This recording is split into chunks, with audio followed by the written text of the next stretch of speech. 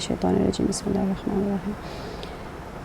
तो मकसद यही होता था, हम जो स्टोरीज़ पढ़ रहे हैं उसका मकसद ही ये है कि अल्लाह सुब्हानहू व तआला कुरान पाक में जिन जिन औक़ात में जब सिचुएशंस बदलते हैं, अम्बिया का वाक़या आ जाता है, वहाँ पर कोई एक हालात बदलते जाते हैं, तो उन अहवाल के मुताबिक वहाँ पर अगर नबी का वाक़या आ रहा है, किसी भी नबी का वाक़या आ रहा है, तो वो पूरे का पूरा बैकग्राउंड उसी हिसाब से होगा और नबी की ज़िंदगी के उस पहलू को वहाँ पर बयान किया जा रहा होगा।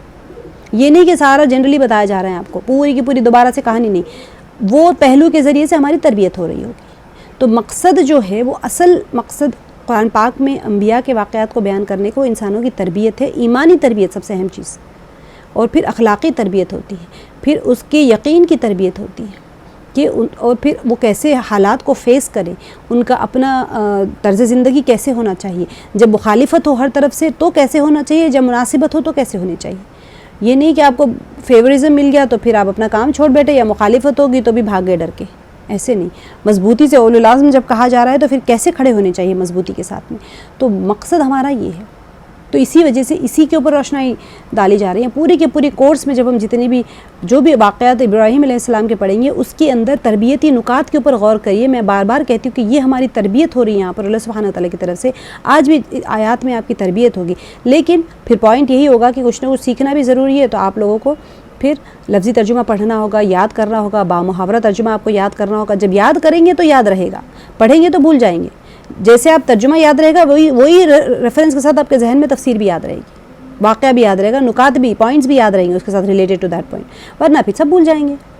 तो इसी वजह से कोई अब देखिए रास्ता चल के चले गए तो हमें क्या करते हैं, अपने साथ में कहूँ रास्ता याद रखो तो आप कहीं ना कहीं अपनी लकीर खींचते जाएंगे कि भाई ये लकीर को देखूंगी तो मुझे रास्ता याद आ जाएगा। अच्छा, लकीर को देखेंगे तो सिर्फ रास्ता याद आता है या उसके साथ जो जो हुआ था, अरे यहाँ पर हम बैठ के खाना खाए थे, यहाँ पानी पिए थे, यहाँ मुझे कांटा चुभ गया था, यहाँ मेरी चप्पल टूट गई थी, यहाँ पर मेरा बैग टूट गया था, या मुझे यहाँ पर जाम का झाड़ मिल गया था, इधर से बंदर कूदा था, सारे वाक़यात आपको याद आ जाएंगे। किया क्या है आपने, एक लकीर डालते चले गए सिर्फ अपने रास्ते को याद रखने के लिए। तो ऐसे ही जब आप लोग तर्जुमा याद करेंगे तो आपको तफसीर उसके साथ याद आती चली जाएगी अपने आप ही। तो ये इसीलिए मैं आप लोगों को फोर्स कर रही हूँ कि आप लोग तर्जुमा करें, और मैं ग्रामर इसीलिए आप लोगों को करवा रही हूँ ताकि जब ग्रामर समझेंगे तो तर्जुमा याद करने आसानी हो जाएगी। तो मकसद क्या है, तरबियत हासिल करना है, ना तर्जुमा याद करना मकसद है, ना ग्रामर सिखाना मकसद है, न तफसीर समझाना मकसद है। मकसद ये है कि हमारी तरबियत हो जाए, और अल्लाह ताला जिस वजह से जिन वजूहात से कुरान पाक की आयात में जो तरबियत फरमा रहे उसी के ऊपर नज़र डाली जाएगी, उसी को बार बार वजाहत से बयान किया जाएगा इंशाअल्लाह बिइज़्निल्लाह। चलिए आज हम डे हमारा 3 है, सबक नंबर 3, और आज हम करेंगे सूरह शुअरा की आयात इंशाअल्लाह बिइज़्निल्लाह। सूरह शुअरा के अंदर मैं आपको इसकी तफसीरी नुकात बता दूँगी, आयत नंबर 69 से लेके 82 तक, ठीक है। इसके अंदर हमारे सारे आयात चलेंगे।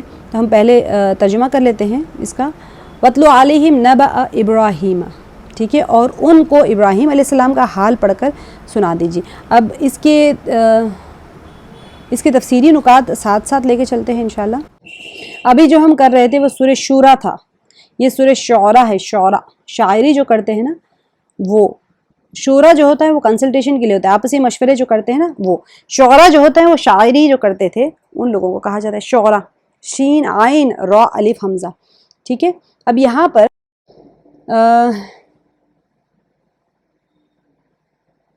ये सूरह शुअरा जो है ये मक्की सूरह है। इसके अंदर 227 आयतें हैं और 11 रुकू है।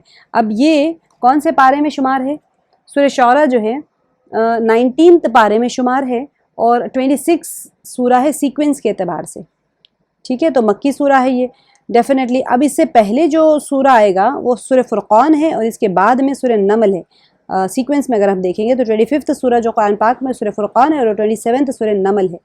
तो अब ये देखिए, इसके पहले भी हमने देखा सूरह अंबिया 21 पे था, उसके बाद में हज आया, मुमिनून आया, फिर सूरह नूर है, फुरक़ान है, शुअरा है, सूरह नमल है, क़सस है, अनकबूत है। ये सारे तकरीबन अनकबूत में भी, सूरह क़सस में भी ये, और सूरह अंबिया में भी सारे अंबिया के वाक़यात ज़िक्र किए जा रहे हैं। अब ये सूरह जो है मुख्तलिफ मज़ामीन इसके अंदर बयान हुए। अब इब्तिदा में कुरान करीम की हक़ानियत, आपको पता है मक्की सूरतों के अंदर 4 चीज़ें आती है। कुरान पाक की हक़ानियत होती है, वहदानियत के बारे में होता है, और नबी पाक सल्लल्लाहु अलैहि वसल्लम की रिसालत और मियाद के बारे में आता है। अब यहाँ पर कुरान करीम की हक़ानियत और सदाक़त और उसके फ़ज़ाइल का ज़िक्र है शुरू में, और असूल दीन के सिलसिले में अंबिया अलैहिस्सलाम की तबलीग دیکھیں امپورٹنٹ کیا ہے، اصول دین کی تبلیغ کے لیے، ٹھیک ہے، انبیاء علیہ السلام کی جو تبلیغ ہے اس کا ذکر ہے۔ حضرت اس کے اندر کون سے انبیاء کے واقعات ہیں؟ حضرت نوح علیہ السلام کا، حضرت ابراہیم علیہ السلام کا، حضرت موسیٰ علیہ السلام کا، حضرت ہارون علیہ السلام کا، حضرت ہود علیہ السلام، حضرت صالح علیہ السلام، حضرت شعیب علیہ السلام، اور آخر میں نبی پاک صلی اللہ علیہ وسلم کا ذکر آیا ہے اس کے اندر، ٹھیک ہے، اور وہ کس طرح اللہ تعالیٰ کا پیغام اپنی امت تک پہنچاتے ہیں۔ اب دیکھیں ہر امتی کے اوپر ذمہ داری ہو گئی ہے کہ پیغام دوسروں تک بھی پہنچائے، تو پیغام رساں جو ہوتے ہیں، پیغام پہنچانے والا ہوتا ہے، اس کا اپنا عمل کیا ہو وہ بھی امپورٹنٹ ہے۔ یہ نہیں کہ آپ صرف بولے جا رہے ہیں اور خود عمل نہیں کر رہے۔ تو اسی وجہ سے ہم انبیاء کے واقعات پڑھتے ہیں کہ وہ دوسروں تک بھی دعوت پہنچا رہے ہوتے ہیں، خود بھی عمل کر رہے ہوتے ہیں، تو ان کی اپنی طرز زندگی کیسی ہوتی ہے اور دعوت کے پہلو میں وہ کیسے دعوت کا کام کرتے تھے۔ حضور صلی اللہ علیہ وسلم کے فرائض اور ذمہ داریوں کا تذکرہ بھی بیان کیا ہے، اور جو ضد کرنے والے ہوتے ہیں اور جو جھٹلانے والے ہوتے ہیں ان کو توحید اور رسالت کے ان کے جو شکوک ہوتے تھے، ان کے شبہات جو تھے اس کو بھی دور کیا گیا ہے، اور ان کو سخت وعید سنائی گئی ہے۔ ہم نے دیکھ رہے ہیں بار بار ہم تفسیر کی کلاسز میں بھی کہ ان کو کیسے کیسے جہنم کے سے ڈرایا جا رہا ہے۔ اچھا، اب اس کے ساتھ ساتھ اخلاق بھی بہت ضروری ہوتی ہے مومنین کے لیے، تو اخلاقی تعلیمات بھی ہوتے ہیں، توحید کے عقلی اور نقلی دلائل ہوتے ہیں۔ میں نے آپ کو بتا دیا تھا عقلی دلائل اور نقلی دلائل کیا ہوتے ہیں۔ عقلی یعنی کہ انٹلیکچوئل جو ریزننگ ہوتی ہے، اور نقلی یعنی جو آپ کو کتابوں میں لکھی ہوئی درج جو ہوتی ہیں وہ دلیلیں بھی دی جاتی ہیں۔ اور پھر کیا ہے کہ مر کے اٹھائے جانے کا ذکر ہے، اور اسی ضمن میں لوگوں پر ایک ہوتا ہے نا، لوگوں پر پڑے ہوئے جو حجابات، ان کے ذہن کے اوپر جو حجابات ہوتے ہیں اس کا بھی ذکر ہے۔ اب اس کو اٹھانے کی کوشش کی گئی۔ ہر زمانے میں جب انسان گمراہی کا راستہ اختیار کر لیتا ہے تو وہ از خود نہیں گمراہی کے راستے پہ جاتے ہیں، بلکہ ان کے ذہنوں کے اوپر پردے پڑ جاتے ہیں۔ تو یہ سورہ مبارکہ کی جو ابتدا ہے وہ حروف مقطعات سے ہوتی ہے، طا سین میم، ٹھیک ہے۔ اب بہت ساری سورہ ہے جس کے اندر حروف مقطعات سے شروع ہوا ہے۔ اب ابراہیم علیہ السلام کے واقعہ جو ہے یہاں پر آیت نمبر 69 سے لے کے آیت نمبر 82 تک جا رہا ہے۔ 83 سے لے کے 104 تک صرف اور صرف دعائیں ہیں ابراہیم علیہ السلام کے 10 آیتوں میں، اس کے بعد میں تذکرہ ہے کہ جہنم کے وقت میں کیا ہوگا۔ تو آپ اس سے اندازہ لگائیں کہ نبی کے واقعات کے بعد میں ابراہیم علیہ السلام دعائیں مانگ رہے ہیں، وہ اتنا ان کا ایک انداز ہے، سبحان اللہ۔ تو اب دیکھتے ہیں، آیات کو دیکھ لیتے ہیں۔ اب یہاں پر اس رکوع میں اللہ تعالیٰ نے حضرت ابراہیم علیہ السلام کی دعوت توحید کا ذکر فرمایا، کیونکہ میں نے آپ کو دو دن کی کلاسز میں بتا دیا تھا کہ روئے زمین کے اوپر توحید کا کوئی کچھ تھا ہی نہیں، سب ختم ہو گیا تھا۔ مشرکین بت پرستش ہوتی تھی، ستارہ پرستش ہوتی تھی، جیسے آپ نے دیکھ لیا صحابہ جو دین کے تھے وہ ادریس علیہ السلام اور شیس علیہ السلام کے زمانے کے تھے، ان کے پاس جو اصول تھے وہ توحید کے تھے، اور نماز پڑھنے کا رہتا تھا، ایک اللہ کو ماننے کا رہتا تھا، روزہ رکھنے کا رہتا تھا، لیکن یہ لوگ اس کے اندر تبدیلیاں لا لیے تھے، اور پھر اصل جو صحابی مذہب تھا اس کو تبدیل کر کے لوگ ستاروں کی پرستش کرنے لگے تھے، اور اس کے اندر وہ الوہیت ڈھونڈتے تھے، وہ تلاش کرتے تھے کہ یہ بہت بڑے ہیں اور یہی ہمارے الہ ہو سکتے ہیں، یہ پاورفل ہے۔ تو روئے زمین کے اوپر صرف 3 لوگ تھے، جیسے ابراہیم علیہ السلام، ان کی زوجہ محترمہ صاحب بی بی سارہ، اور ان کے جو بھتیجے تھے حضرت لوط علیہ السلام، بس ان کے علاوہ کوئی نہیں تھا۔ تو یہاں پر انہوں نے اپنے باپ اور قوم کے سامنے انہوں نے دعوت پیش کی۔ اب سوچنے کی بات ہے، پچھلی کلاس میں نے آپ کو بتایا تھا کہ ان کو کس نے سکھائی توحید؟ جو بچہ کسی مشرک کے گھر میں پیدا ہوتا ہے وہ تو فطرت پہ مسلمان ہوتا ہے، اس میں کوئی شک نہیں ہے، لیکن سکھایا کس نے ہے کہ وہ دعوت دے رہے ہیں؟ جب ٹھیک ہے وہ بچہ بچپن میں اس کو شعور نہیں ہوتا، جیسے وہ پھر اپنے ہم حدیث مبارکہ میں پڑھتے ہیں، بچہ فطرت اسلام پہ پیدا ہوتا ہے، پھر اس کے ماں باپ اس کو یہودی نصارہ یا مشرک بنا دیتے ہیں، تو یہودی نصارہ مشرک بنائے تو وہ بن بھی جاتا ہے نا۔ لیکن ابراہیم علیہ السلام کو اللہ تعالیٰ نے ایسی رشد عطا کی تھی، ایسی سمجھداری ہدایت کے ساتھ عطا کی تھی کہ انہوں نے ان کو دعوت دی، انہوں نے پہچان لیا کہ یہ میرا رب تو وہ رب ہے جو کہ ہاتھوں سے بنایا ہوا مٹی کا پتلا نہیں ہے، میرا رب تو ساری کائنات کا خالق ہے۔ تو پھر انہوں نے کیا کیا، نہ صرف خود مانے بلکہ سب کو دعوت دینے لگے۔ اپنے باپ کے سامنے انہوں نے دعوت پیش کی، جو ہم نے پیچھے انبیاء میں دیکھ لیا تھا، سورہ مریم میں بھی دیکھا تھا۔ پھر یہاں پر عقلی دلائل دیے، اور اللہ تعالیٰ وحدہ لا شریک کے، اور جو ان کے بتوں ہیں ان کی تم کیوں پوجا کرتے ہو، یہ عقلی دلیل ہے نا بھائی۔ تم اچھا عقلی دلیل کیا ہوتی ہے کہ تم عقل سے بتاؤ، تم تو اپنے ہاتھ سے بناتے ہو، یہی آج کی آیت میں ہم دیکھیں گے۔ تم اپنے ہاتھ سے بناتے ہو، تم کہتے ہو یہ ہمارا رب ہے اور ہماری ضروریات کو پوری کرے گا، ایسے کیسے ہو سکتا ہے؟ یہ تو کچھ بھی کام نہیں کر سکتے لوگ، پھر تمہاری ضرورت کیسے پوری کریں گے؟ تو انہوں نے کچھ اختیار، جسے بتایا انہوں نے کہ ان کے اندر تو کوئی اختیار ہی نہیں جسے تم پوجا کرتے ہو، وہ تمہارے کچھ کام نہیں آ سکتے۔ یہ ایک چھوٹا سا نقطہ لگتا ہے ہمیں، سننے میں کتنا اچھا لگ رہا ہے نا، چھوٹی سی کہانی لگ رہی، لیکن جو آپ دیکھ لیں آج کل کے مشرکین ہیں، جس گھر میں وہ پیدا ہوئے ہیں، کیا وہ سوال اٹھا سکتے ہیں؟ لاجیکلی وہ سوچ سکتے ہیں؟ نہیں بھائی، ہمارے باپ دادا کو ہم نے اسی پہ کرتے دیکھا، ہم صحیح ہے۔ یہاں پر بھی وہی جواب ہے، آپ دیکھیں گے پتہ چلے گا. وَاتْلُ عَلَيْهِمْ نَبَأَ إِبْرَاهِيمَ، پہلی آیت. اب اس مقام پر اللہ تعالیٰ نے ابراہیم علیہ انہوں نے کہا بہت رحم کر بسم اللہ الرحمن الرحیم کہ اور پڑھ کر سنائیے ان کفار مکہ پر ابراہیم علیہ السلام کی خبر.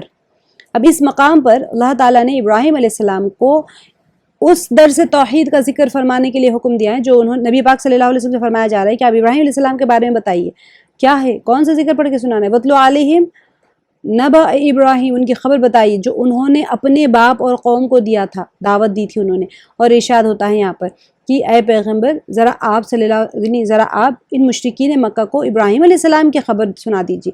یہ لوگ ابراہیم علیہ السلام کی اولاد اور ان کے دین حنیف پر یعنی پیروکار ہونے کے جو دعوے دار ہیں. یہ کہتے تھے نا، دیکھیں ابراہیم علیہ السلام اور اسماعیل علیہ السلام نے مل کے کعبہ شریف بنایا، اور یہ لوگ کیا کہتے تھے مشرکین مکہ کہ ہم ابراہیم علیہ السلام کے دین پہ ہیں. تو ذرا ان پر واضح کر دیں کہ ابراہیم علیہ السلام نے اپنی قوم کے سامنے کون سا دین پیش کیا اور تم کہاں جا پہنچے ہو. تمہیں تو دین ابراہیمی سے دور دور تک کوئی واسطہ نہیں. کتنی اہم بات ہے، کتنی اہم بات ہے کہ انسان جس راستے کو پکڑا ہوا ہوتا ہے نا، اگر کہے تم غلط ہو، وہ ہمیں اگر کوئی آ کے کہہ دے تمہاری یہ بات غلط ہے تو ہم بات کو ماننے تیار نہیں ہوتے. یہ تو دین کے بارے میں بات اٹھ رہی ہے. سبحان اللہ. اللہ تعالیٰ ایسا اوپن چیلنج ان کے سامنے دے رہے ہیں. یہ لوگ تو کہہ رہے ہیں ہم اپنے باپ ابراہیم علیہ السلام کے دین پہ ہیں. تو پھر اللہ تعالیٰ نے فرمایا تم کہاں ابراہیم علیہ السلام کی بات کر رہے ہو؟ تم تو ان کے دین کے دور دور تک بھی ان کو توحید کے بارے میں تم نہیں مانتے. وہ کس بات کی دعوت دیتے تھے؟ مشرکین مکہ کے اور ابراہیم علیہ السلام کے زمانے کے حالات تقریباً سیم ہیں. تو وہ دلیلیں دی جا رہی. یہودیوں کے سامنے جب کہا جاتا ہے تو پھر یہودی کے سامنے وہ دلیلیں دی جاتی تھی اور یہودیت کے اندر جو غلط عقیدے تھے ابراہیم علیہ السلام کو لے کر. اب یہاں پر مشرکین مکہ کی دعوت دی جا رہی ہیں تو پھر ان کو بت پرستش کے بارے میں بتایا جا رہا ہے. اذ قال لأبیہ وقومہ ما تعبدون، تو جب انہوں نے اپنے باپ اور اپنی قوم کے لوگوں سے کہا کہ تم کس چیز کو پوجتے ہو. آگے کی آیت میں قالوا نعبد اصناما فنظل لها عاکفین. اب یہاں پر وہ کہنے لگے کہ ہم بتوں کو پوجتے ہیں اور ان کی پوجا پر قائم ہیں. عاکفون کا ہم نے آلریڈی لاسٹ ٹائم کر لیا تھا. قالوا تو انہوں نے کہا نعبد، ہم عبادت کرتے ہیں، اصناما. اچھا میں اس کا آپ کو لفظی ترجمہ بھی کراؤں گی انشاءاللہ. میں نے آپ کو صنم کا اور وطن کا بتایا تھا لاسٹ ٹائم کہ صنم اور وطن میں کیا فرق ہوتا ہے. تو یہاں پر اب ابراہیم علیہ السلام نے اپنے گھر والوں کو اور قوم کو دعوت دی. تو انہوں نے کیا دعوت دی؟ جب کہ کہا ابراہیم علیہ السلام نے اپنے باپ اور اپنی قوم سے ما تعبدون، تم کس چیز کی پوجا کرتے ہو. قالوا تو انہوں نے کہا نعبد اصناما، وہ کہنے لگے کہ ہم تو ان بتوں کی پوجا کرتے ہیں. تو وہاں پر اب انہوں نے کیا کہا لوگوں نے؟ فنظل لها عاکفین. تو انہوں نے کیا کہا کہ متواتر یعنی کنٹینیوسلی ہم ہمیشہ جیسے نا غلہ باتا وہ ہوتا ہے اسم ہوتا ہے، اس کے اندر کہا جاتا ہے کہ بتوں کی پس ہم ہمیشہ رہتے ہیں ان کی پوجا میں جمے رہنے والے. اب ایک دن دو دن کا نہیں، یعنی وہاں پر اعتکاف کرتے اور ہمیشہ ایسے ہی وہ جمے رہیں گے پوجا میں اور ہمیشہ رہے اس طرح. تو یہ متواتر ایسے ہی رہے. تو صنم وہ بت ہوتے، اچھا میں نے آپ کو بتایا تھا پچھلی کلاس میں، صنم وہ بت ہوتے ہیں جو کسی انسان یا جانور یا کوئی تیار شدہ شکل میں بنایا جاتا ہے اور اس کو ہم صنم کہتے ہیں صاد نون میم سے. اور وثن جو ہوتے ہیں وا ثا نون 3 نقطے والا تھا، وہ بت ہوتا ہے جو ایک ہوتا ہے نا گڑھ، کوئی ایسا پتھر ہوتا ہے، کوئی لکڑی ہوتی ہے، کچھ ایسی چیز ہوتی ہے، اس کو پکڑ لیا اور اس کو کوئی شیپ ویپ نہیں ہوتا. تو مشرکین مکہ بھی مختلف ناموں اور مختلف شکلوں پر یہ کیا لوگ کرتے تھے، یہ لوگ ایسے ہی بنایا کرتے تھے اپنے بتوں کو. تو تراش کے بھی بناتے تھے اور غیر تراشی بھی. کہیں پتھر رکھا ہوا ہے ٹیڑھے بینگے شیپ کا، وہ اس کی پوجا شروع کر دیں گے. مشرکین مکہ بھی ایسے ہی کرتے تھے. تو اللہ تعالیٰ نے اچھا اور کیا کیا تھا، انہوں نے بیت اللہ شریف کی دیواروں کے ساتھ بھی انہوں نے 360 بت لگا کے رکھے ہوئے تھے اور ہر وقت میں یہ لوگ ہر وقت ان کی پوجا پاٹ میں لگے رہتے تھے. اب کبھی ان کو غسل دیتے تھے، کبھی کپڑے پہناتے تھے، کبھی ان کے سامنے نظر و نیاز پیش کرتے تھے اور کبھی ان سے حاجت والی اور مشکل کشائی کی وہ طالب ہوتے تھے ان سے. تو اب یہاں پر ابراہیم علیہ السلام کے ان کے سامنے مشرکوں کا بھی یہی حال تھا. یہ لوگ بھی ایسے ہی کام کیا کرتے تھے. وہ ابراہیم علیہ السلام کے زمانے میں وہی کرتے تھے، یہ مشرکین مکہ بھی یہی کرتے تھے اور کہتے تھے کہ ہم اپنے ابراہیم علیہ السلام کے دین پہ. حالانکہ اللہ سبحانہ تعالیٰ کہہ رہے ہیں کہ ابراہیم علیہ السلام تو اس کے قائل نہیں تھے بالکل بھی. ذرا دیکھو تو صحیح ابراہیم علیہ السلام کس چیز کے بارے میں کہہ رہے ہیں لوگوں کو. تو یہاں پر پھر کہا گیا قال هل يسمعونكم اذ تدعون، ابراہیم علیہ السلام نے کہا کہ جب تم ان کو پکارتے ہو تو کیا وہ تمہاری آواز کو سنتے ہیں؟ اب یہاں سے دلیلیں شروع ہو گئی، ایسے تھوڑی ہے کہ خالی دعوت دیں گے اور چھوڑ دیں گے۔ ابراہیم علیہ السلام نے ان سے کہا اچھا تم ان کی عبادت کرتے ہو، ٹھیک ہے چلو اب بتاؤ، قال هل يسمعونكم، کیا وہ تم کو سنتے ہیں؟ اذ تدعون، جب تم ان کو پکارتے ہو۔ تو اب یہ دلیل ہو گئی، اب ان کے پاس کہاں سے جواب آئے گا اس چیز کا؟ ان کے پاس تو کوئی جواب، بھلا وہ کیسے کسی کی پکار سن سکتے تھے؟ مشرکین لاجواب ہو گئے۔ اب آگے انہوں نے پھر کہا ابراہیم علیہ السلام نے کہ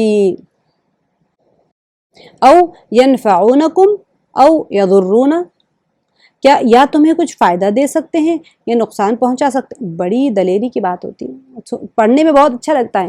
وہاں پر سوچے ابراہیم علیہ السلام دعوت دے رہے اور کوئی بھی وہاں پر توحید کے ماننے والے نہیں ہیں، بتوں کی پوجا کر رہے ہیں، یہاں تو کوئی ہے ایک اکیلے ابراہیم علیہ السلام۔ تو اگر ان کے دل میں خوف ہوتا، وہ اللہ کے نبی نہیں ہوتے تو دعوت ہی نہیں دیتے تھے۔ ان کو لگتا تھا کہ میں یہ بولوں گا تو مار نہیں دیں گے یہ لوگ مجھے، میں مانتا ہوں چلو میں مانتا ہوں اور اپنی جگہ آرام سے بیٹھا رہوں گا، مانتے ہوئے لوگوں کو تو میں بول نہیں سکتا۔ تو پھر ابراہیم علیہ السلام نے ایسے نہیں کیا۔ ابراہیم جو نبی آتے ہیں وہ بے باک ہوتے ہیں، تو انہوں نے کیا کہا کہ کیا وہ تمہیں نفع پہنچا سکتے ہیں یا نقصان پہنچا سکتے ہیں؟ آخر بتاؤ تو بتاؤ کہ تم کس مقصد کے لیے ان بتوں کی پرستش کرتے ہو، کیا وجہ ہے تمہاری جو تم ان بتوں کے ساتھ میں اتنا معاملہ کرتے ہو؟ دیکھیں ہر چیز کے لیے کوئی نہ کوئی وجہ چاہیے نا، جسے پیچھے کہا کہ تم کو سن سکتے ہیں جب انسان یعنی رب ہونے کے لیے کیا ہے وہ تمہیں سنے جب تم پکارے، دوسری کیا ہے تمہیں فائدہ دے جب تم کوئی تکلیف میں ہو، تیسری چیز انہوں نے پوچھا قولو، اب یہ دو سوال انہوں نے پوچھا تو انہوں نے کہا کہ قولو بل وجدنا آباءنا کذالک یفعلون، اب ان کے پاس تو کوئی جواب ہی نہیں ہے، کیا کریں گے بیچارے اب لوگ؟ انہوں نے وہی پھر حجت کہی جو مشرکین مکہ کہتے تھے، انہوں نے کہا نہیں بلکہ ہم نے اپنے باپ دادا کو اسی طرح کرتے دیکھا۔ کیوں کہا؟ کیونکہ ان کو پتا تھا کہ یہ غلط ہے، ان کے پاس کوئی جواب ہی نہیں تھا۔ تو جو مشرکوں سے کوئی جواب نہ بن پڑا تو وہی اندھی تقلید والی پرانی وہ لوگ پھر سے رٹ لگا بیٹھے کہ کہنے لگے کہ بلکہ ہم نے اپنے آبا و اجداد کو اسی طرح کرتے پایا ہے، وہ بھی ان بتوں کو پوجا کرتے تھے اور ان کی نظر و نیاز پیش کرتے تھے ان کے سامنے اور پھر ان سے مرادیں مانگتے تھے، ہم بھی ایسا ہی کرتے ہیں، ہم کسی دلیل کو نہیں جانتے۔ مشرکوں کی یہ جو ہیرا سازی تھی اللہ تعالیٰ نے قرآن میں الگ الگ جگہ پر بیان فرمائی۔ سورہ انبیاء میں ہے، یہ لوگ جب ابراہیم علیہ السلام نے مشرکوں سے پوچھا کہ تم ان بتوں پر، ہم نے پڑھ لیا نا کہ کیوں پوجا کرتے ہو، تو انہوں نے کیا کہا ہم نے اپنے آبا و اجداد کو ان کی عبادت کرتے ہوئے دیکھ پایا تو پھر ہم بھی ایسا ہی کر رہے ہیں۔ تقریباً یہی الفاظ میں قرآن پاک میں جہاں کہیں بھی آئے ہیں یہی الفاظ میں، اس میں کوئی رد و بدل نہیں آئی کہ ہم تو اس چیز کا اتباع کرتے ہیں جس پر ہم نے اپنے آبا و اجداد کو پایا۔ مشرکین مکہ بھی یہی جواب دیتے تھے، ابراہیم علیہ السلام کے زمانے میں بھی انہوں نے یہی جواب دیا۔ آپ قیامت تک کسی کو بھی سوال پوچھ لیں وہ یہی جواب دے کہ ہم نے اپنے آبا و اجداد کو اسی پہ کرتے پائے، ہم انہی کے دین کے اوپر ہیں۔ اس کے جواب میں اللہ تعالیٰ نے ان کو فرمایا آگے قولوا افرأیتم ما کنتم تعبدون، ابراہیم علیہ السلام نے کہا کیا تم نے دیکھا کہ جن کو تم پوچھتے رہے ہو، انتم و آباؤکم الاقدمون، تم بھی اور تمہارے اگلے باپ دادا بھی کیا ہے؟ گمراہ ہے۔ فإنہم عدو لی الا رب العالمین، وہ میرے دشمن ہیں مگر اللہ رب العالمین میرا دوست ہے۔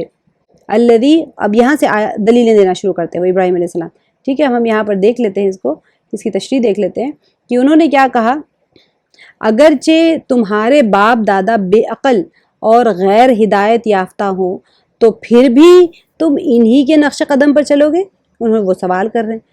بہرحال مشرکین جو تھے انہوں نے ابراہیم علیہ السلام کو یہی جواب دیا کہ ہم نے تو اپنے آبا و اجداد کو اسی سرکشی میں یعنی اسی عمل کے اوپر اسی طرح پایا، تب ہم بھی ایسے ہی کرتے ہیں۔ تو انہوں نے کہا قول افرأیتم ما کنتم تعبدون، اب پھر ابراہیم علیہ السلام نے دوسرے طریقے، اب دیکھیں کہ انسان کو سیدھا عقلی دلیل دے کے پوچھا جاتا ہے، اب وہ مان نہیں رہے تو اب کیا ہوتا ہے تھوڑا دعوت کا طریقہ تبدیل کیا جاتا ہے۔ تو وہ کہنے لگے کیا تم نے دیکھا ہے، یعنی کیا تمہیں خبر ہے کہ جن کی تم پوجا کرتے ہو اور تم بھی اور تمہارے پہلے آبا و اجداد بھی ایسا ہی کرتے رہے ہیں، فإنہم عدو لی، یہ سب میرے تو دشمن ہیں، چونکہ میں کس کی عبادت کرتا ہوں؟ اللہ سبحانہ و تعالیٰ کی۔ ان کی وہ لوگوں کی برائی بیان کیے بغیر وہ میں یعنی کہ یہ لوگ جب تم غلط کام کر رہے ہو کوئی تو اس کی اس کو سمجھائے بغیر میں نہیں رہ سکتا، لہٰذا یہ بھی میرے دوست نہیں ہو سکتے۔ کون؟ بت۔ کیوں نہیں ہو سکتے؟ کیونکہ کوئی ضرورت کو پورا نہیں کریں گے۔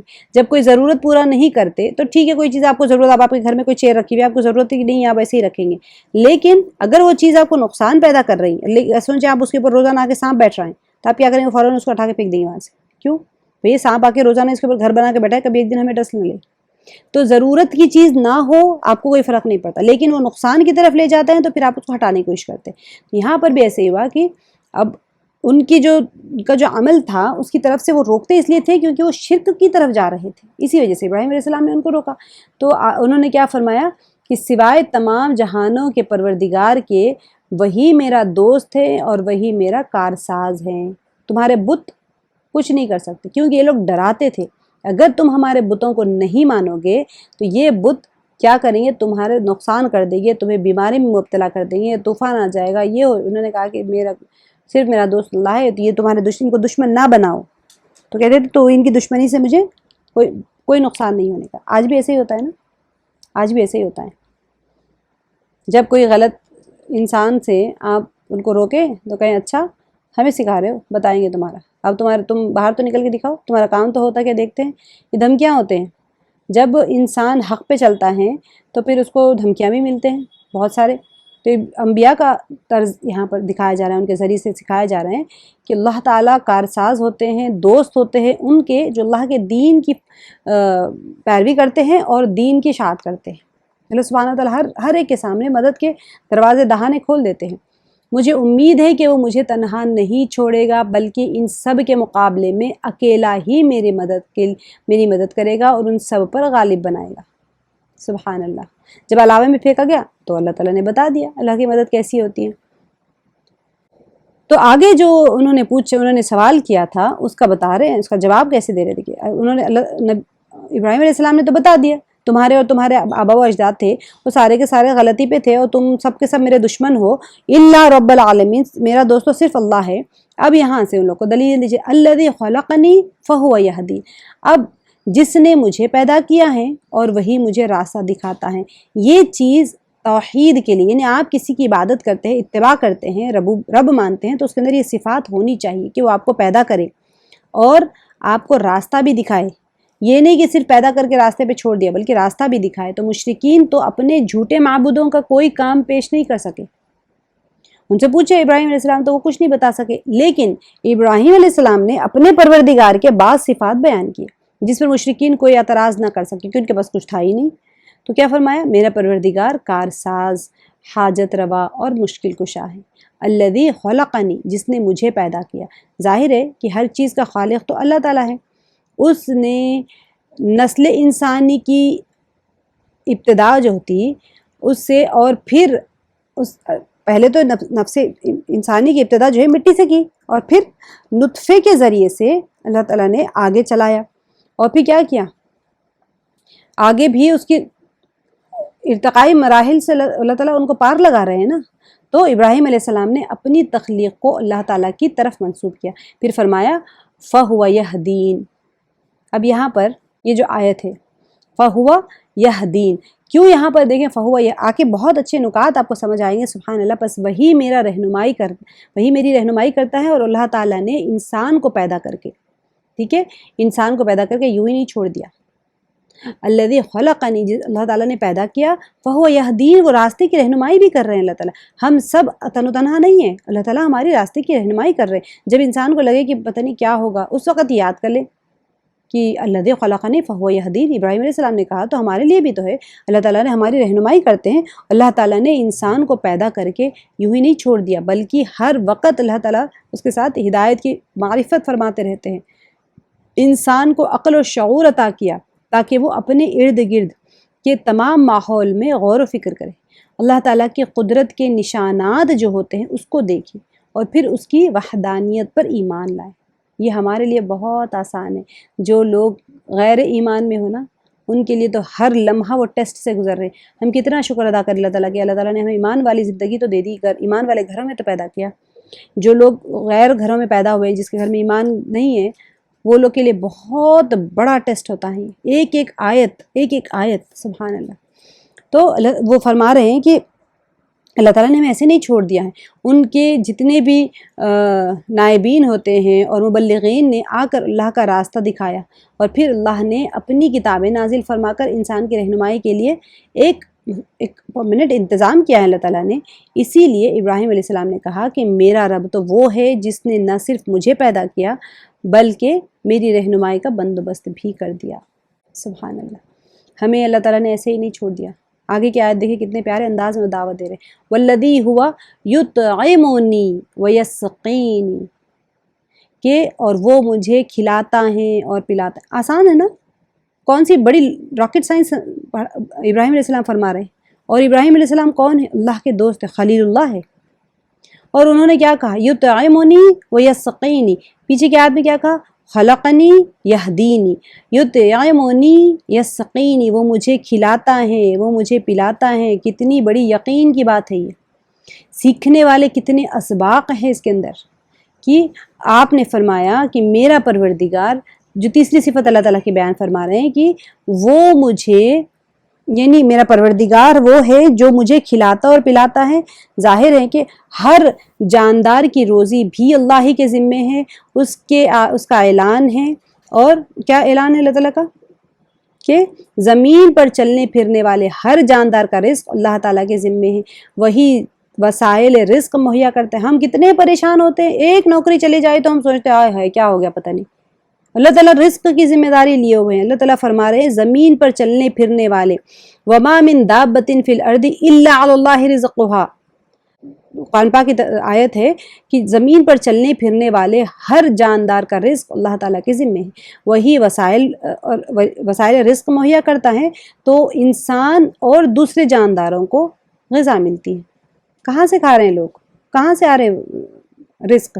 اللہ تعالیٰ نے اپنے اس احسان کا ذکر قرآن پاک میں بار بار کیا ہے کہ وہ کیا کرتے ہیں. اللہ تعالیٰ جتنے بھی سمندروں میں پانی ہے اس کو اڑاتے ہیں، پھر بادلوں کی صورت دیتے ہیں، پھر بخارات اٹھاتے ہیں، پھر وہ ہوا ان بادلوں کو الگ الگ جگہوں پر لے جاتی ہیں، پھر اس کو ٹھنڈے ہوتے ہیں، پھر وہ ہوتا ہے سارا پروسیجر ہوتا ہے. اس کے بعد میں بارش ہوتی ہیں، پھر مردہ زمین پہ زندگی کی لہریں پیدا ہوتی ہیں، پھر زمین میں پھل اناج اور سبزیاں پیدا ہوتی ہیں، پھر جو انسانوں اور جانوروں کی خوراک بنتی ہے. اگر اللہ تعالیٰ ہی کسی خطے سے بارش کو روک لے تو وہاں کچھ پیدا نہیں ہو سکتا. نہ کسی جاندار کی خوراک ہو سکتی ہے، نہ کوئی نباتات وہاں اگ سکتی. اسی لیے فرمایا کہ میرا پروردگار تو وہ ہے جس نے میرے لیے کیا کیا؟ رزق کا، عقل اور شرب کا انتظام کیا، کہ میں کھاتا بھی ہوں اور پیتا بھی ہوں. مجھے اللہ کھلاتے بھی ہیں اور مجھے پلاتے بھی ہیں. آگے فرمایا وَإِذَا مَرِضْتُ فَهُوَ يَشْفِينِ، اور جب میں بیمار پڑتا ہوں تو مجھے شفا بخشتا ہے. سبحان اللہ. کتنی اہم، اس میں ایک اہم نقطہ ہے جو یہ ہے کہ پھر اللہ تعالیٰ نے جو فرمایا ہے کہ جب میں بیمار ہو جاتا ہوں تو وہی مجھے شفا بخشتا ہے. کسے بول رہے ہیں؟ ابراہیم کس کے سامنے فرما رہے ہیں؟ بت پرستشوں کے سامنے، جو بتوں کی پرستش کر رہے ہیں. تمہارا بت یہ کر سکتا ہے، مجھے رزق دے سکتا ہے، مجھے پانی پلا سکتا ہے، اور مجھے پیدا کیا ہے تو میری ساری ذمہ داری سنبھال سکتا ہے، اور اگر میں بیمار ہو جاؤں تو کیا وہ مجھے شفا عطا فرما سکتا ہے. ابراہیم علیہ السلام کے جو عمل، انہوں نے ایک ادب کا نمونہ پیش کیا ہے یہاں پر، اور انہوں نے کیا کہا؟ مریض تو کہہ کر انہوں نے بیماری کو اپنی طرف منسوب کیا ہے. اگر ورنہ کیا ہوا؟ پیچھے کیا ہوا؟ خلقنی کہا، خلقنی فہو یہدینی، اس نے مجھے پیدا کیا. کہ طرح مرضنی بھی کہہ سکتے تھے، اس نے مجھے بیمار کیا، لیکن ویسے نہیں کہا. انہوں نے کہا فہو مریض، تو میں بیمار اگر ہو جاؤں تو وہ چیز کو اللہ کے بجائے خود اپنی طرف انہوں نے منسوب کیا کہ میں اگر بیمار ہو جاؤں تو انسان اپنے بدعمالیوں کی وجہ سے کچھ نہ کچھ ایسے کام کرتا ہے جس کی وجہ سے اس کو بیماری آتی ہے. نہیں کہ رحمت کی ساری بات جو ہے اللہ سبحانہ تعالیٰ کی طرف ہے. تکالیف جو ہے، ہم اپنے گناہوں کی وجہ سے تکالیف میں مبتلا ہوتے ہیں، اللہ تعالیٰ ہمیں تکالیف میں نہیں ڈالتے. اور پھر جب بیمار ہو جاتا ہوں تو شفا بخشتا ہے. اب شفا کے لیے کہا کہ اللہ کی طرف سے بیماری، میں اپنے گناہوں کی طرف سے بیمار ہوتا ہوں. تو یعنی کہ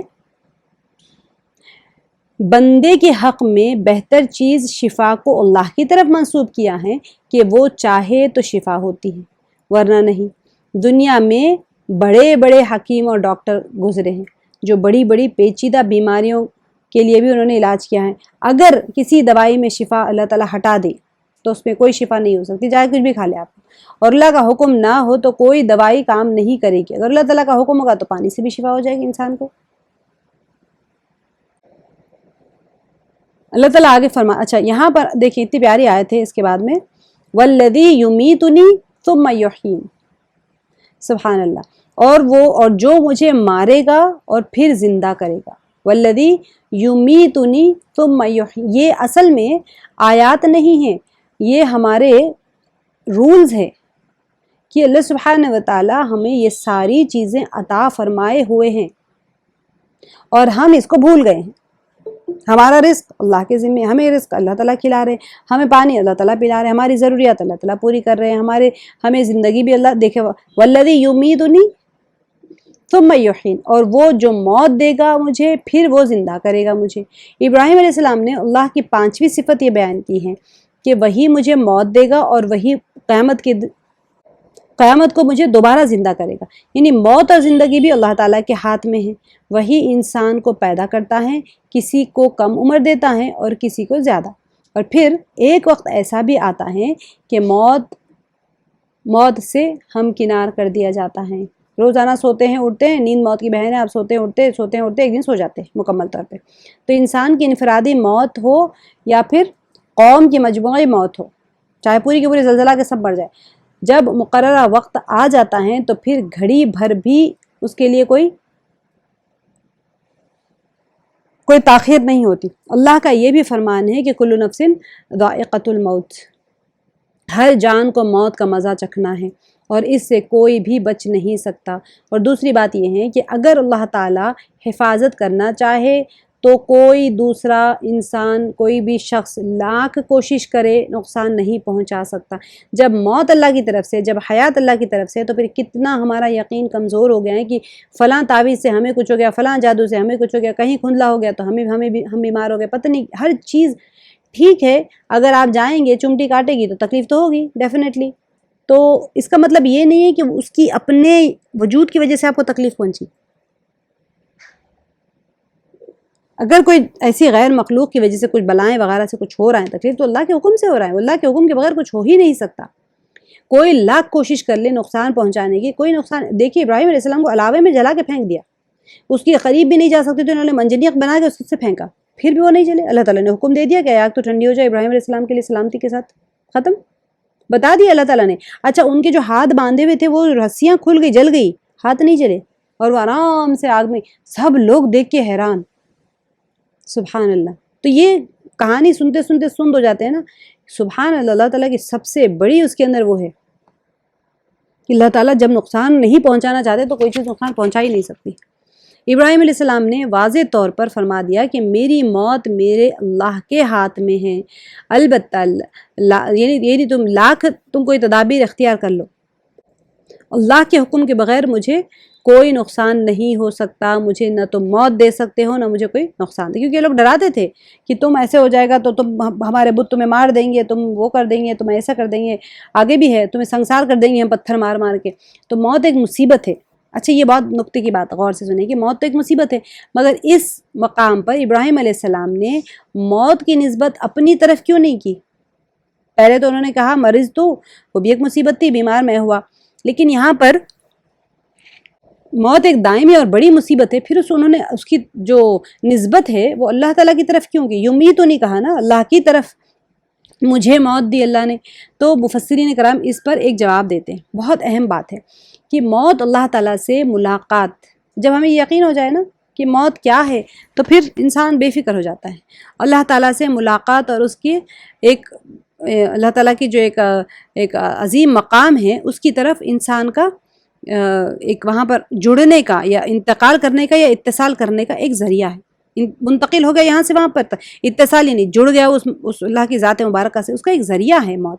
اس لحاظ سے موت ایک نعمت بھی ہے اور اس کی نسبت اللہ تعالیٰ کی طرف بالکل درست ہے۔ کب نعمت بنے گی؟ جب ہمارا یقین اللہ سے ہونے کا ہو جائے گا تو ہمیں نعمت لگے گی، ورنہ پھر وہی چیز ہمیں ڈر لگے گا، کیونکہ ہمارے اپنے اعمال نہیں ہوتے، ہم نے بہت، تو پھر ہمیں ڈر لگے گا۔ تو اللہ سے جڑنے کا ایک وہ وسیلہ ہے، ایک راستہ ہے، ایک ذریعہ ہے۔ اب یہاں پر وہ ایک نعمت بھی ہے اور اس کی نسبت اللہ تعالیٰ کی طرف بالکل درست ہے۔ مسلم شریف کی حدیث مبارکہ میں ہے جہاں پر جمعے کی فضیلت کا ذکر ہے، حضور صلی اللہ علیہ وسلم نے فرمایا کہ اللہ تعالیٰ نے اسی دن آدم علیہ السلام کی تخلیق کی، اسی دن ان کو جنت میں داخل کیا، اور اسی روز آپ کی جنت سے نکالا بھی ہوا، نکال دیے گئے وہ۔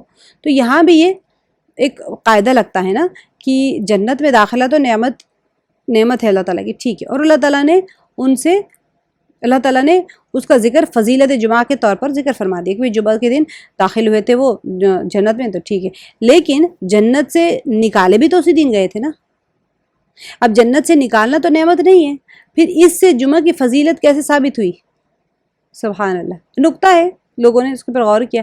تو یہاں بھی محدثین کرام فرماتے ہیں کہ جنت سے نکالا جانا اصل میں دوبارہ اور ہمیشہ کے لیے جنت میں داخل ہو جانے کا ذریعہ ہے، لہٰذا یہ اخراج بھی نعمت میں شامل ہے۔ سبحان اللہ، جب انسان جنت کے تصور کرتا ہے نا تو پھر اس کو پھر موت سے ڈر نہیں لگے گا۔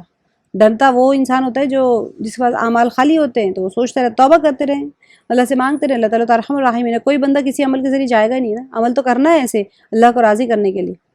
والذی اطمع ان یغفر لی خطیئتی یوم الدین، اور وہ جس سے میں امید رکھتا ہوں، والذی اطمع یعنی طمع کرتا ہوں، امید رکھتا ہوں، ان یغفر لی کہ قیامت کے دن کیا کر دیں گے، یغفر لی خطیئتی میرے گناہوں کو بخش دیں گے، یوم الدین روز جزا کے دن میرے گناہوں کو بخش دیں گے۔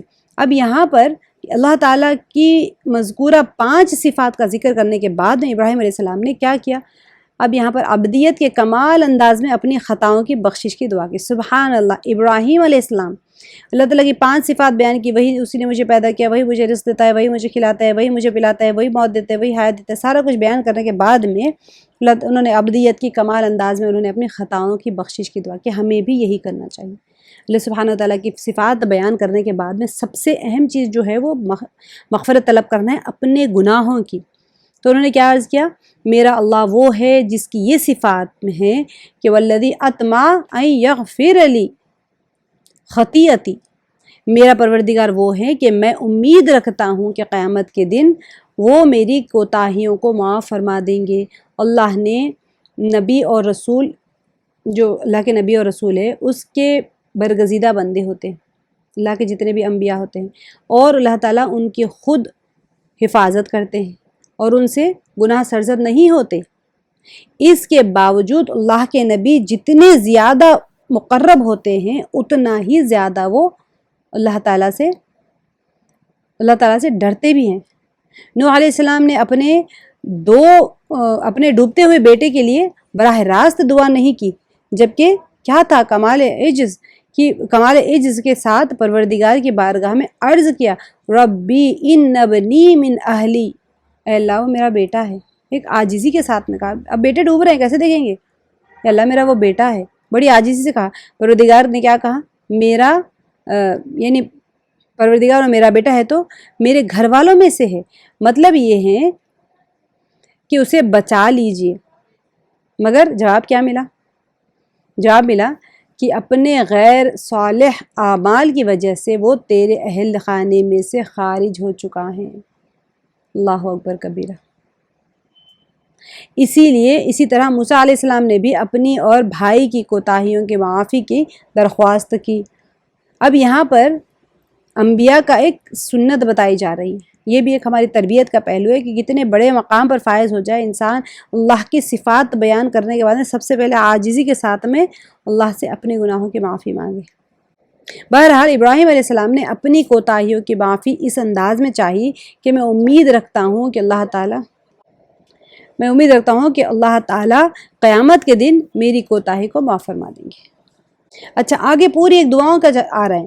آیت نمبر 83 میں بھی اے پروردگار مجھے علم اور دانش عطا فرما اور نیکوکاروں میں شامل کر۔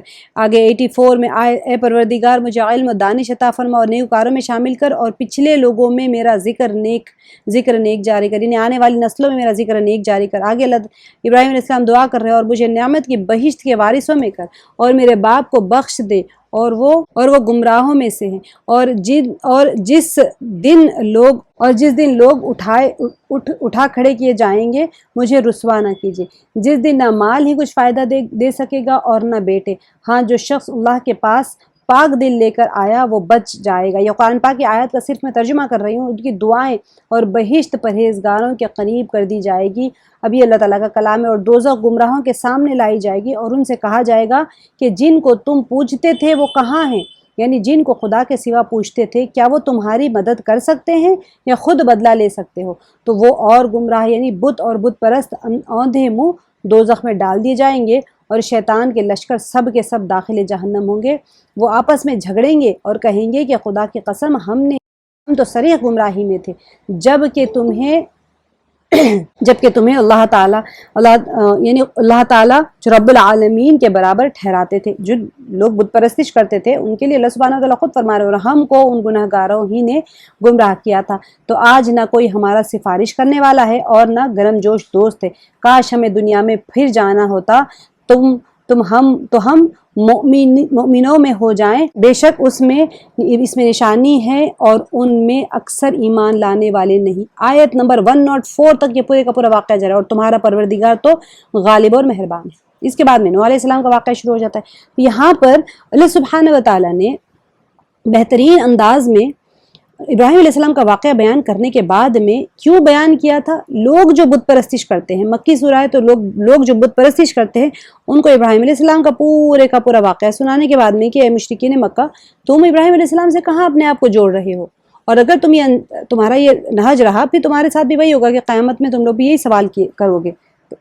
یہاں پر میں نے لفظی ترجمہ دے کے رکھا ہوا ہے، وَاتْلُ عَلَيْهِمْ نَبَأَ ابراہیم، وَاتْلُو اور تلاوت کیجئے ان پر، یہ نبأ خبر کو کہتے ہیں، ابراہیم کی، اذ جب، قولا اس نے کہا یعنی ابراہیم علیہ السلام نے کہا، لِأَبِيهِ اپنے والد سے، وَقَوْمِهِ اور اپنی قوم سے، وَقَوْمِهِ آپ دیکھیں یہاں پر یہ گرامر یوز ہو رہا ہے، اپنی قوم سے، ماں کس کی، تعبدون تم سب عبادت کرتے ہو، قولو تو انہوں نے کہا، نعبد ہم عبادت کرتے ہیں، اصنامن بتوں کی، فنظل اور ہم ہمیشہ رہتے ہیں، لہا ان کے لیے، عاکفین سب جمے رہنے والے، ٹھیک ہے، لہا آپ نے دیکھا لہو، لہا، لہم ایسے ہی ان کے لیے، ٹھیک ہے۔ آگے قولا تو انہوں نے کہا، ابراہیم علیہ السلام نے کہا، حل کیا، یسمعونکم سمع سے ہے، یسمعونکم وہ سب سنتے ہیں تمہیں، یہ آپ لوگ لفظی ترجمہ یاد کریں، ٹھیک ہے، یسمعونکم وہ سب سنتے ہیں تمہیں، اذ جب، تدعون تم سب پکارتے ہو۔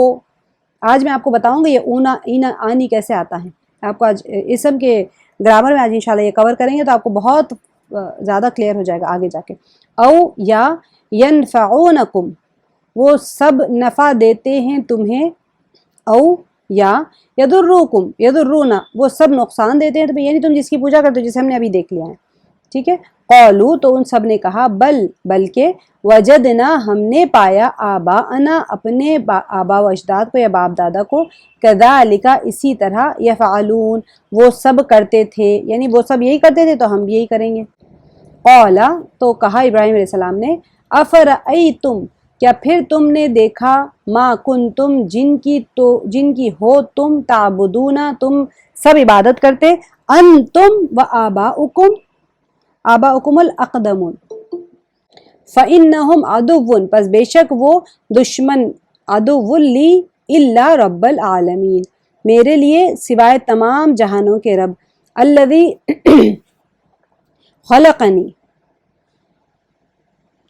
الذی جس نے، خلقنی پیدا کیا مجھے، فہو یہدین پھر وہ یہدین وہ راستہ دکھاتا ہے، والذی اور الذی جو، ہوا وہ، یطعمنی وہ کھلاتا ہے مجھے، اور یسقینی ہم دعا کرتے ہیں نا، اطعمنی وسقانی، سقا اور طعام جو ہوتا ہے کھلانے اور پلانے کے لیے، اور پلاتا ہے مجھے، وَإِذَا اور جب میں بیمار ہو جاؤں، مریض تو میں بیمار ہو جاؤں، فہوا پس وہ، فہوا کیا ہے نا آپ لوگوں نے دیکھیے، ہوا بھی یہاں پر آ گیا ہے، وہ فہوا تو وہ، یشفین وہ شفا دیتا ہے مجھے، و اور الذی جو یمیتنی وہ موت دے گا مجھے ثم پھر یحیین وہ زندہ کرے گا مجھے والذی اور جو اطمع کہتے ہیں میں امید رکھتا ہوں ان کہ یغفر وہ بخش دے گا لی مجھ کو آپ نے پڑھ لیا ہے اس کو خطیئتی میرے خطا یوم الدین قیامت کے دن اس کے ساتھ میں ہمارا تفسیر والا پوائنٹس ہو چکے ہیں مکمل اب ہم تھوڑا سا گرامر دیکھ لیتے ہیں آپ لوگوں کو میں نے کہا تھا ہوم ورک کرنے کے لیے آپ لوگوں نے تھوڑے لوگ تو بہت اچھے طریقے سے کر کے آئے ماشاءاللہ سبمٹ بھی کیا دیکھیے گرامر کا جو ہے وہ آپ لوگ جتنا کرتے جائیں گے آپ لوگوں کے لیے فائدہ ہوگا اور ترجمہ باب محاورہ آپ لوگ یاد کریں آج کا تھوڑا زیادہ تھا اچھا یہاں پر آج کا سبق نمبر 2 ہے ہوا مسلمون ہم مسلمون یہاں پر گرامر میں الفاظ کی قسمیں ٹھیک ہے گرامر پوائنٹ کو بہت غور سے سنیے گا اس کے اندر آپ لوگ اگر ریگولرلی کرتے رہیں گے تو بہت اچھے طریقے سے آپ لوگ گرامر کور کر لیں گے انشاءاللہ الفاظ کی قسمیں دیکھ لیں ہم جو الفاظ لکھتے پڑھتے ہیں اور بولتے ہیں ان کی 3 قسمیں ہوتی ہیں اسم فعل اور حرف ٹھیک ہے اس سبق میں ہم اسم کے بارے میں پڑھیں گے اسم فعل اور حرف گرامر کے 3 ہی پوائنٹس ہوتے ہیں عربی گرامر پوری کی پوری صرف 3 کیٹیگریز میں ڈیوائڈ ہو جاتی ہے اسم فعل اور حرف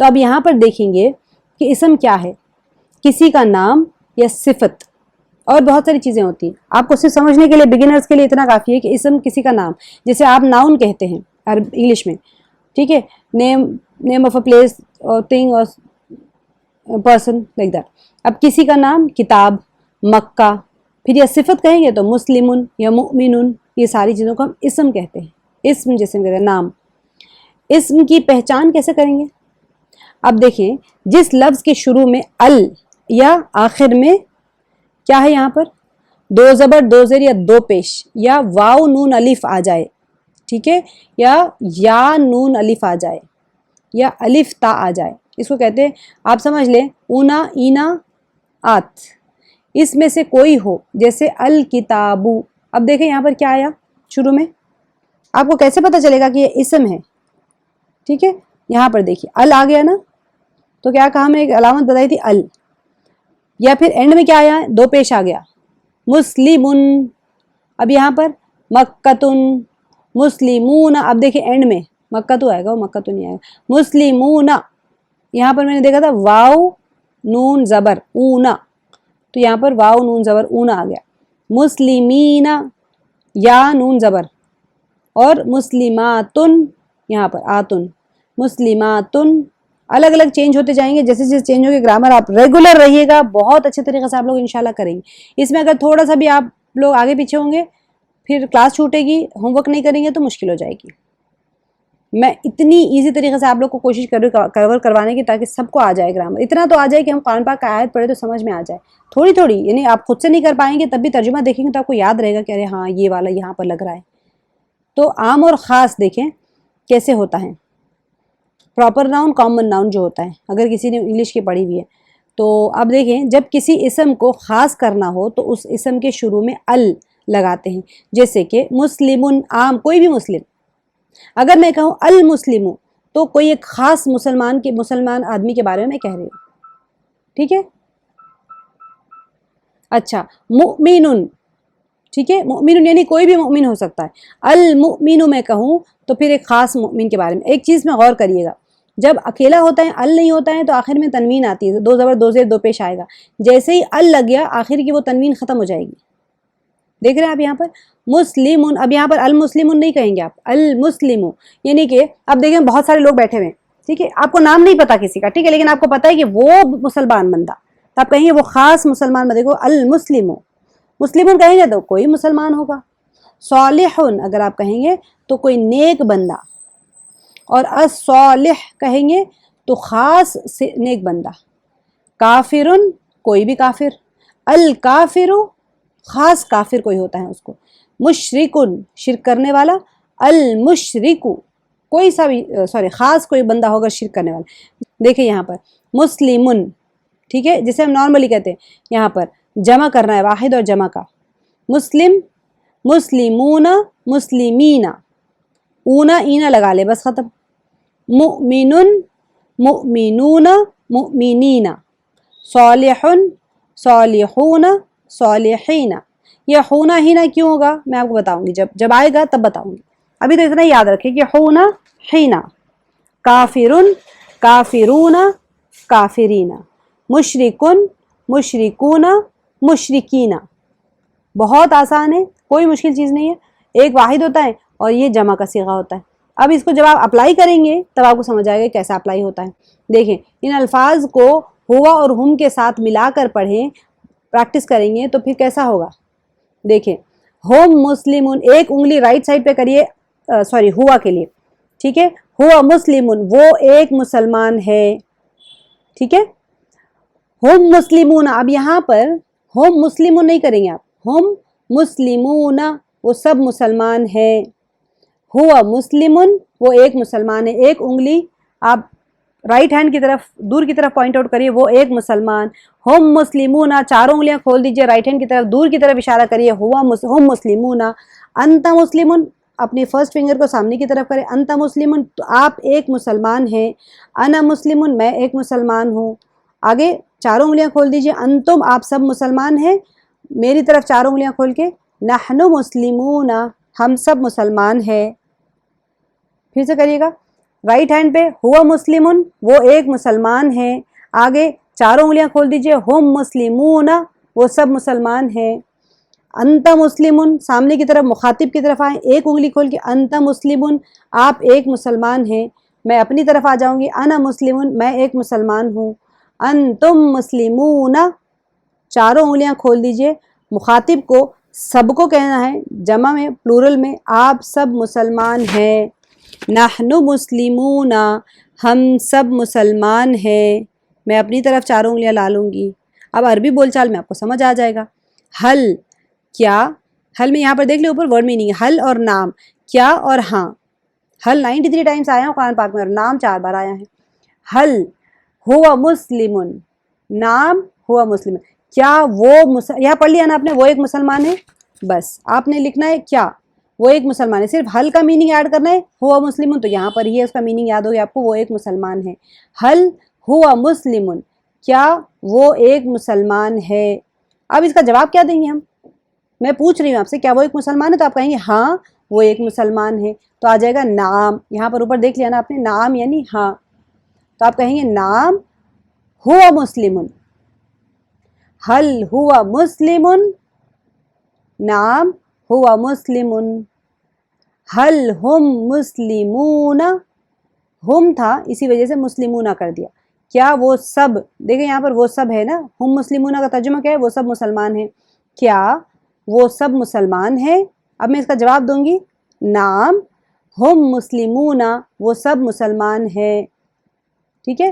اب آگے حل انت مسلمن، کیا آپ مسلمان ہیں، نام انا مسلمن، اب دیکھیں یہاں پر بدل گیا، اب میں کہہ رہی ہوں حل انت مسلمن، کیا آپ مسلمان ہیں، تو نام انت مسلمن جواب نہیں آئے گا جیسے اوپر آیا تھا، کیونکہ غائب کا صیغے کا جواب غائب سے ہی آئے گا، لیکن جب آپ مخاطب آپ بات کر رہے ہیں مجھ سے پوچھ رہے ہیں کیا تم مسلمان ہو، تو میں تو یہ نہیں کہوں گی کہ کیا تم ہاں تم مسلمان ہو، میں کہوں گی ہاں میں مسلمان ہوں، تو جب میں کہوں گی تو میں کیا آ جائے گا یہاں پر، انا، نام انا مسلمن، حل انتم مسلمون، کیا آپ سب مسلمان ہیں، تو اس کا جواب کیا آئے گا، ہاں ہم سب مسلمان ہیں، ہم کے لیے کیا ورڈ آتا ہے، نحنو، نعم نحن مسلمون، حل انتم مسلمون، نعم نحن مسلمون، ہاں ہم سب مسلمان ہیں، ٹھیک ہے، سمجھ آیا۔ حل ہوا مسلمن، نعم ہوا مسلمن، حل ہم مسلمون، نعم ہم مسلمون، حل انت مسلمن، نعم انا مسلمن، حل انتم مسلمون، نعم نحن مسلمون۔ اب دیکھیں ایکسرسائز آپ کو کرنا ہے، میں بتا دوں گی پھر بھی، نیچے دیے گئے اسما کو کی اونا اور اینا سے ملا کر جمع بنائیں، اب دیکھیں مؤمنون جمع کریں گے، مؤمنون مؤمنین، صالح صالحون صالحین، ورک شیٹ ہے آپ کا یہ، مشرکن مشرکون مشرکین، مسلمن مسلمون مسلمین، کافرن کافرون کافرین، جواب بھی میں بول رہی ہوں صرف آپ لوگ کو لکھ لیجیے گا۔ اب دیکھیں اس کا نیچے دیے گئے جملوں کا اردو میں ترجمہ کریں. فَأَنْتَ صَالِحٌ، صالح نیک، ٹھیک ہے. پس انتا آپ، صالح پس آپ نیک ہو، ٹھیک ہے. من آئے گا یہاں پر، من غلط ہے یہاں پر. من مسلمن، من پیچھے ہم نے کر لیا تھا، یاد ہے. من کون، مسلمن کون مسلمان ہے. وَهُوَ مُؤْمِنٌ اور وہ مؤمن ہے. وَأَنْتُمْ مُسْلِمُونَ ایک ایک کو توڑ کے کریں. وا اور انتم آپ سب، مسلمون مسلمان ہیں. وَهُمْ صَالِحُونَ اور وہ سب نیک ہیں. اب یہاں پر سوال نیچے دیے گئے جملوں کی عربی بنائیں. بہت آسان ہے. وہ کو کیا کہیں گے، ہوا. مؤمن ہے مؤمن، وہ ہوا مؤمن. ہم سب کو کیا کہیں گے، ہم سب کو کیا کہیں گے، نحنو. مسلمان ہیں نحنو. اب نحنو یعنی ہم سب آ گیا تو پھر کیا کریں گے، مسلمان ہے کو پھر آپ پلورل میں لیں گے. ہم سب نحنو مسلمون. اچھا، اور وہ نیک ہیں، اور وہ نیک ہیں. ہم صالحون، وہم صالحون، ٹھیک ہے. وہ سب نیک ہیں، ٹھیک ہے، وہ سب نیک ہیں. وہم صالحون آپ مؤمن ہیں. آپ کو کیا کہیں گے، آپ کو کیا کہیں گے، انت مؤمن، آپ مؤمن ہیں. انت مؤمن. اگر آپ سب آ جاتا تو انتم مؤمنون آئے گا. اب دیکھیں ٹھیک آگے کا دیکھیں. نیچے عربی میں کیے گئے سوالوں کا عربی میں جواب دیں. یہ آپ لوگ کریں، ٹھیک ہے. جب یہاں ڈاؤٹ آئے گا تو میں بتاؤں گی. من انتم کیا کریں گے اس کا جواب، انا مسلمون. هل انتم مؤمنون، نعم نحن مؤمنون. من هو مسلم. هل انت صالح، نعم انا صالح. من انتم آپ کون ہو، یعنی آپ سب کون ہو. تو کیا آ جائے گا، نحنو مسلمون صالحون مؤمنون، کچھ بھی لکھ لیں آپ. هل انتم مؤمنون کیا آپ سب مسلمان مؤمن ہیں. نعم نحنو مسلمون، انتم کی جگہ نحنو آ جائے گا. من ہوا وہ کون ہے، ہوا مسلمون، ہوا ہے نا اسی لیے مسلمون نہیں لکھیں گے. هل انت صالح کیا آپ نیک ہو. نعم انتا کی جگہ انا آ جائے گا. آپ پوچھ رہے نا تو میں اپنے آپ کو مخاطب ہو گا کہ انا صالح میں نیک ہوں. هل انتم مؤمنون کیا هل هم مؤمنون کیا وہ سب نیک ہیں، مؤمن ہیں. تو کیا ہوا اس کا، ہاں وہ سب مؤمن ہے. نعم هم مؤمنون. اچھا، فرشتوں کا دیکھ لیتے ہیں. حضرت جبریل علیہ السلام اللہ تعالیٰ کے احکام، کتابیں اور پیغامات رسولوں کے پاس لاتے ہیں. ہم نے آلریڈی ذکر کر لیا تھا، بس اس کو زیادہ. حضرت میکائیل علیہ السلام اللہ تعالیٰ کے تمام مخلوق کو روزی پہنچانے اور بارش وغیرہ کا انتظام پر مقرر ہیں. ان کی ماتحتی میں بے شمار فرشتے کام کرتے ہیں.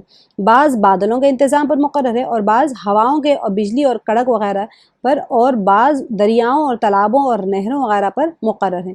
وہ تمام چیزوں کا انتظام اللہ تعالیٰ کے حکم کے مطابق کرتے ہیں، ٹھیک ہے. اور حضرت اسرافیل علیہ السلام، یہ یاد کرنے کی ہے آپ لوگوں کو ضرور، ہر فرشتے کا کیا کیا کام ہوتا ہے. حضرت اسرافیل علیہ السلام قیامت کے دن سور پھونکیں گے. اور حضرت عزازیل علیہ السلام جو مخلوق کی روح قبض کرتے ہیں، جس کو ملک الموت بھی کہتے ہیں، ان کی ماتحتی میں بے شمار فرشتے ہیں. مؤمن بندوں کی جان نکالنے والے فرشتے الگ ہوتے ہیں، اور کافر بندوں کی جان نکالنے والے فرشتے الگ ہوتے ہیں. لیکن اسرائیل علیہ السلام تو ضرور آئیں گے، ان کے فرشتے ساتھ میں الگ ہوتے ہیں. تو یہ ہمارے 4 مقرب اور بڑے فرشتوں کے بارے میں ہے. حضرت جبریل علیہ السلام، حضرت میکائیل علیہ السلام، حضرت اسرافیل علیہ السلام اور حضرت اسرائیل علیہ السلام، ٹھیک ہے. اچھا، اب احکام و مسائل اسلامی تربیت ہم دیکھ لیتے ہیں کہ بیوی کے لیے کھانا، کپڑا، گھر، مکان اور दवा इलाज का इंतज़ाम करना। हज़रत जाबिर बिन अब्दुल्लाह से रिवायत है कि हज्जतुल विदा के मौके पर नबी करीम सल्लल्लाहु अलैहि वसल्लम ने इरशाद फरमाया, तुम पर बीवियों का रिज़्क़ और उनका लिबास अच्छे तरीक़े पर वाजिब हैं। हदीस में रिज़्क़ और लिबास से मुराद खाने पीने, पहनने ओढ़ने और रहने का इंतज़ाम है। लिहाजा शौहर के ज़िम्मेदारी है कि अपनी हैसियत को सामने रख कर बीवी की ज़रूरियात पूरा करने का इंतज़ाम करे। ठीक है, बीवी के साथ अच्छा बर्ताव करना, बदज़ुबानी और बिला शरई वजह के मारपीट से बचना चाहिए। एक हदीस में हुज़ूर सल्लल्लाहु अलैहि वसल्लम ने फरमाया, क्यों तुम में से कोई शख्स अपनी बीवी को ग़ुलाम की तरह मारता है और फिर उसके साथ रात में लेटता है। अब ये उस ज़माने की बात थी, आजकल बीवियाँ हावी हो गई हैं, तो ये आज एप्लीकेबल नहीं हो रहा है। आजकल तो औरतें माशाल्लाह सुभान अल्लाह हो गए, और फिर ये पढ़ के कहेंगे कि भाई हमारा तो शरई हक़ हो गया है। और नेकुकार जो लोग होते हैं दुनिया में, वो आखिरत की खेती कमाने वाले होते हैं। तो अल्लाह सुब्हानहू व तआला ने जो दुनिया में अहकामात फरमाए हैं वो सारे के सारे हमारे अपने खैर के लिए होते हैं। इसी वजह से अल्लाह सुब्हानहू व तआला हम सब को खैर के आमाल करने की तौफ़ीक़ अता फ़रमाए और शर से हमारी मुहाफ़िज़त फ़रमाए। और शैतान का, औरतें जो है शैतान के बिछाए हुए जाल होते हैं, तो अल्लाह ताला हमारे फ़ितने से ही हमको महफूज रखे और हमारे फ़ितने को खैर में तब्दील फरमा दे। इसके साथ हमारा आज का ख़त्म हुआ है। और आप लोग अब जो है ग्रामर का आज ही कर लीजिएगा होमवर्क, तर्जुमे का तो याद करिएगा।